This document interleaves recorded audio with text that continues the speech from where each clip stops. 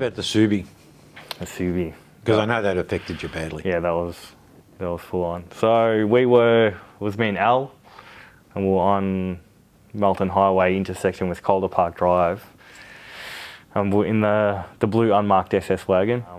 Anyway, so we're sitting at a red light, and light literally just goes green, like had gone green for a second, like I don't even think I'd taken off from the lights. And this Subi flies past. So it's an 80 zone, we checked it at 164, something like that. This guy was going straight through the intersection, didn't matter what colour the light was going to be. Anyway, so we followed him to, I don't even reckon he wouldn't have known we were there. So we followed him up Melton Highway, but we were pretty far behind because obviously he's going that quick and a few cars got in between us. So we're following him for about 10 minutes. We got into Melton. We're doing like 180 at this point, like going through Melton, like towards Gisborne. Yep. And then Andy Oakley came up on the radio and he goes, all right, like line them up and, pursue it. Anyway, so we lit it up. I was driving. We lit it up and the guy kept going. He wasn't going to stop, obviously. Black car, and he turned his headlights off as well. And it was pitch black. And then... Because now you're past Melton, your country. Yeah, we're in Toolern Vale. Yep. And I was going, nah. Even though we were told, if you want to do it, you can chase.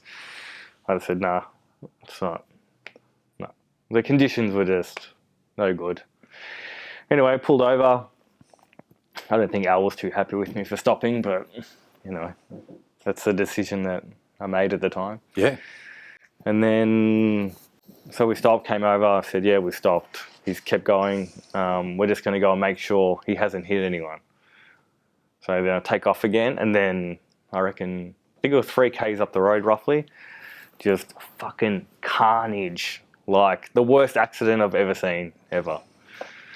And I just remember I stopped and I just looked at Al. Okay, this can't be fucking happening.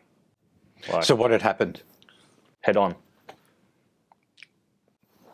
with another car. And I think was there French tourists in the other car? Yep. How many? So, 2. 2. And then, but it was like literally unrecognisable. It was very bad. So obviously we still had a fucking job to do. Yeah. So we get out and I was just like, I'm not even fucking ready to see what this is going to be. Anyway, Al goes to the victims.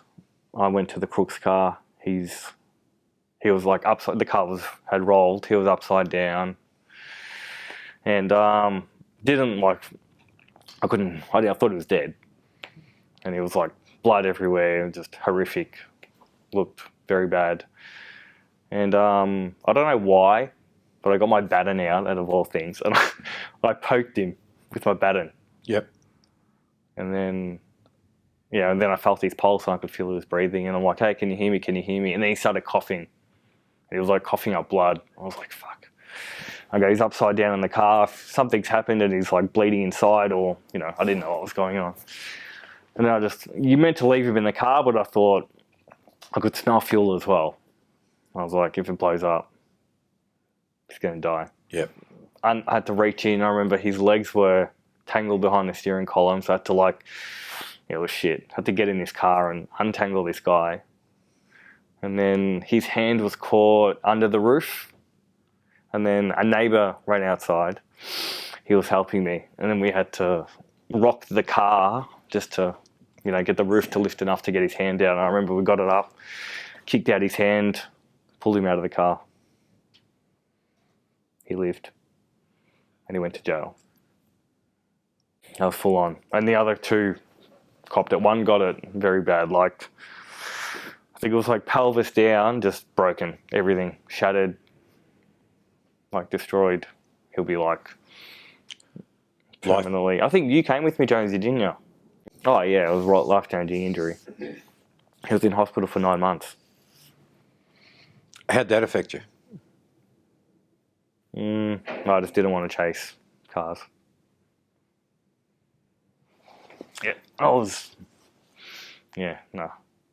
Just hated it after that. Yeah. And I can remember coming up on the radio and I was like quivering, my voice. I remember Jonesy said, he goes, I heard ya. Yeah, he goes, I knew. I remember watching Your Body Worn on that one because it was such a big prang. And obviously from the luxury of the nice warm office when we were watching the Body Worn, not being there, and we could hear them on your portable calling you and calling you, and you're not responding at all. And I just thought, no, you're in shock. Yeah, no, I didn't. You're not even hearing it. You're in shock. I didn't even know that. Yeah. So all I thought is this car's going to blow up. This guy's going to die. He's either going to burn or he's going to choke on his blood and die anyway.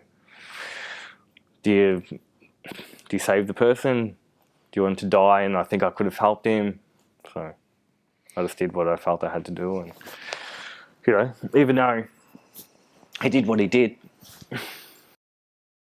Am I broken or am I just sick? Have you spoken to anyone about it?